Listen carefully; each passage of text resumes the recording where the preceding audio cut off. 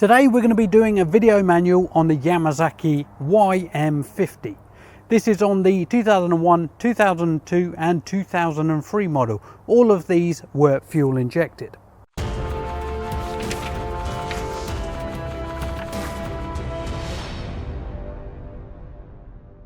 Hello my fellow riders and welcome back to Riding Reviews. Today we're going to be doing a video manual on the Yamasaki YM50. This will cover things you need to service, how the bike works, and common faults. All these items will be broken up into different sections so that you can jump to whichever section you need for the help that you require. So anyway, let's jump right in. The first thing that we're going to do is actually check over the physical bike itself, and I will tell you what everything does. The front wheel, this is a 110/70/17, and as you will notice it does have two discs on it. Now you've got to remember that this bike was designed to be a 400cc. It only has a different engine in it, so everything on it is over the top. It has twin discs on the front and it has twin calipers, so if you do buy pads for this you will need to buy two for the front. All items are available from yamasaki.co.uk. It has a single disc on the back. You will only have to buy one set of pads if you do that, and it has a 428 132 link chain on the back. This is a gear selector, down for first gear, up a little bit for neutral, up again for second, up again for third, up again for fourth. You will have to drop back down the box if you want to get back to neutral. This tank will take approximately 14 litres of fuel. That works out to almost 3 gallons, and this bike will do approximately 120 miles per gallon depending on how you use it. As you will see on the handlebars, you have your clutch lever on the left hand side, a flasher button, a high beam, low beam button, indicators and the horn. On the right hand side you will have the kill switch, the headlight button. Now the headlight button doesn't actually turn the headlights on and off. It will turn the side lights on the front, the backing light on your clocks and the running light on the back light on. Your headlights by law, Euro 5 specification, have to be on all the time. On the clocks themselves there is two buttons. It shows the rev counter, engine management light, service light. Now the service light is an oil light, but it's not actually attached to the engine. It just tells you when your service is due. You can reset this by holding down the left hand side button for 5 seconds with the ignition on. It'll tell you whether your indicators are on, whether you're in high beam or low beam, and also it'll tell you how much fuel you've got, what the time is, what gear you're in, and how far you've been, and obviously what speed you are going at the time. The one key fits all, so you've got the ignition, you've got the petrol cap, and underneath the left hand side, just under the rear seat, is the key to open up the rear seat. Like so. Under the rear seat you will have a toolkit, a 9-pin plug. Now this plug you can use to install an alarm system, that's what it's there for. You will have your OBD port, which is a 6-pin port. If you want to plug in an OBD2 you will have to get an adapter. Also there will be two fuses. The fuses that are on the red lead are for the main fuse, so that would be power to everything. The fuses that are yellow and red, that is for the ECU and the fuel injection system. We'll go into troubleshooting guide at the end of the video, and then we'll cover some of this other stuff. When reinstalling the seat you will have two lugs. So there is two holders, two lugs. You push the lugs into the holder and then hit the seat down. If by any chance you have trouble getting the seat on or off, there is a little catch here. You may have to spray some WD-40 on there at some point. if it gets stuck. Your mirrors are fully adjustable, and it is a 6mm Allen key to tighten them up here once you get them into the position that you want them. Generally, when these bikes are delivered, the mirrors are pushed forward so that they don't get damaged in transit. The rear wheel is a 140/70/17. On the other side of the bike, you have your brake lever, your window to check your rear brake fluid, exhaust, obviously, rear pegs. Now remember, if you are taking this bike in for an MOT after 3 years, you can't take these off, because if you've got a back seat, you need pillion pegs too.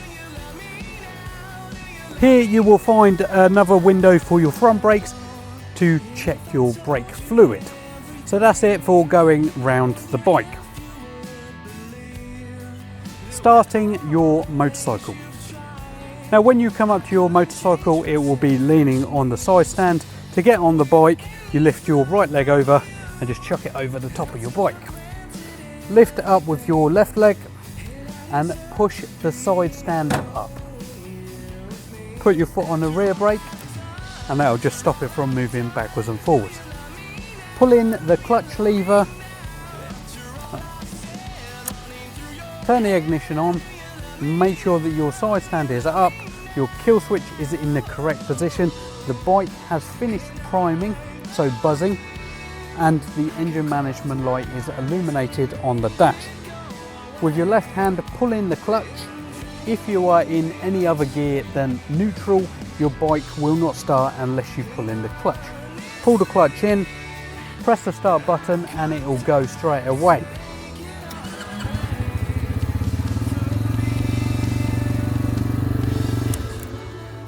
The bike will rev up to 3000 revs and hold it there for a little while depending on temperature. Then it will slowly reduce to 2000 RPM. When riding your bike, you want to make sure that you let the bike warm up for at least 2 minutes.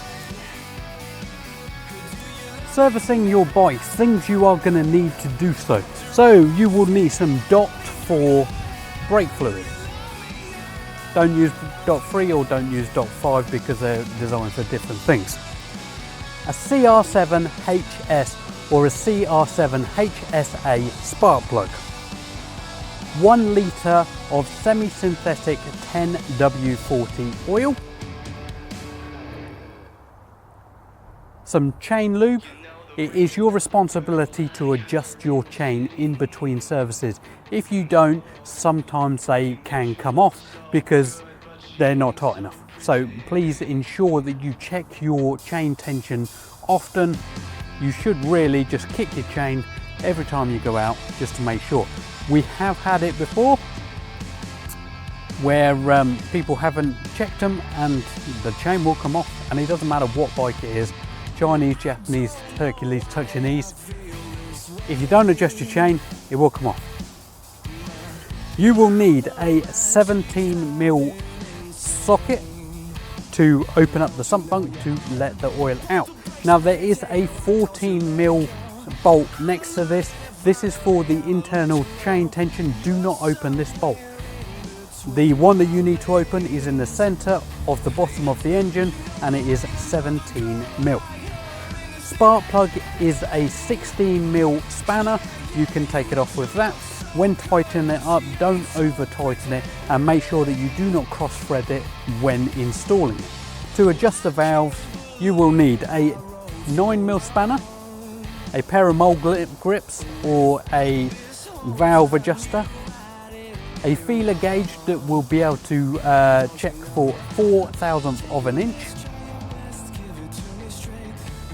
and a 17mm spanner to take the caps off the top of the engine in the first place.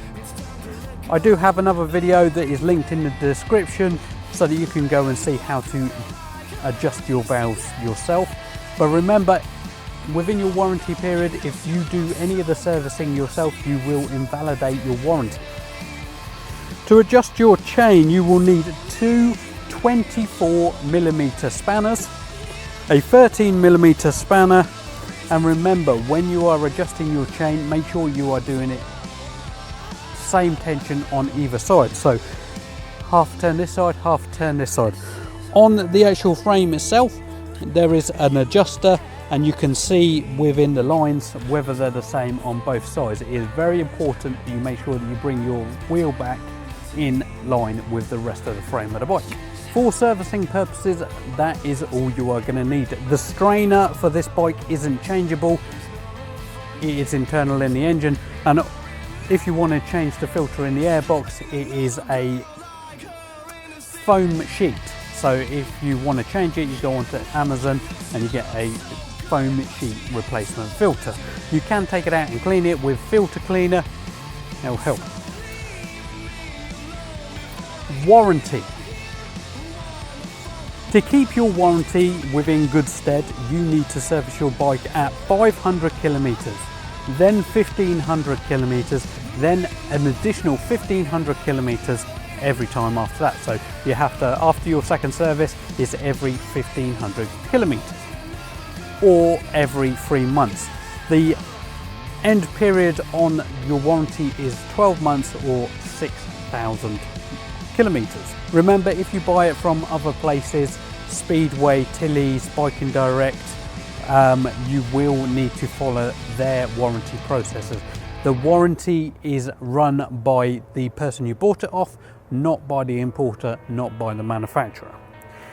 So for cheapbikesrus, for instance, if you take it back to them, you will have a parts and labour warranty. If you decide that you want to take your bike to somebody else, you will have a parts only warranty. Your servicing does not have to be done at a Yamasaki dealer. It can be done at any VAT registered garage. If you do want to claim on your warranty, please go to yamasaki.co.uk. There is a warranty form on there. You will need to provide proof of service, pictures of what item has gone bad, and you will need to provide name, address, VIN number, which is located just there, and registration number, which is located on the rear of the bike. Now, warranty is classed as a non-consumable warranty. This means that anything that you would have to replace due to general wear and tear and servicing, i.e. tyres, brake pads, brake discs, chains, fluids, spark plug, battery, all of these things wouldn't be covered on your warranty because they are classed as a consumable item. Main things that are covered on your bike. So paintwork, as long as it's not due to you falling off. Tank, leaks, engine, wheels, but not tyres. Frame, seats, but again, if it's down to things like somebody's cut it or ripped it or things like that, then that wouldn't be covered. Dash, screen, mirrors, as long as the mirrors are broken because of manufacturing defect and not because of falling off. If you do have any issues in regards to your warranty, please call Yamasaki on 01908 319 889 and they can help you with anything that you need. Right, now we're going to go into the troubleshooting guide. Now, this will not cover absolutely everything, but it will give you a good handle on some of the common things that people have issues with. Firstly, if your bike is leaking fuel 99% of the time, this is because the tank has been overfilled. Now, there is a metal lip on the inside of the tank. If you go past this point whilst filling it up, it will come out of the bottom of the bike, because otherwise it's going to go all over your paint work. And petrol is corrosive and it will start eating through your paint. So if you do get any fuel on your paintwork, wash it off as soon as possible. Number two, a common thing that people phone up, especially when it's a brand new bike: my bike won't start. So if you turn your ignition on, the bike will prime, and you can press that button as many times as you like and it will not start. You have to make sure your bike is off at a side stand. Then it will start. Other things that will stop your bike from starting is if the kill switch is up, or if one of the fuses for the bike have popped. Talking about fuses, fuses are located under the rear seat. If you turn your bike on and the engine management light does not come on, chances are it's going to be the fuse that is in the yellow and red holder. This controls the ECU and all of the fuel injection system. Also, if you turn your bike on and you can't hear that tank prime and there's no light on the dash, that means that the fuse has probably gone. If your bike is hard to start and it started slowing down, so top speed on this one was restricted, is around 30 to 32 miles an hour. If it's slowing down to 27 miles an hour on the flat, chances are that your valves are starting to go tight. This should be done every service, so if you do go into the garage, please ask them to check your valve clearances. Valve clearances should be at 4/1000th of an inch on the inlet and outlet at TDC.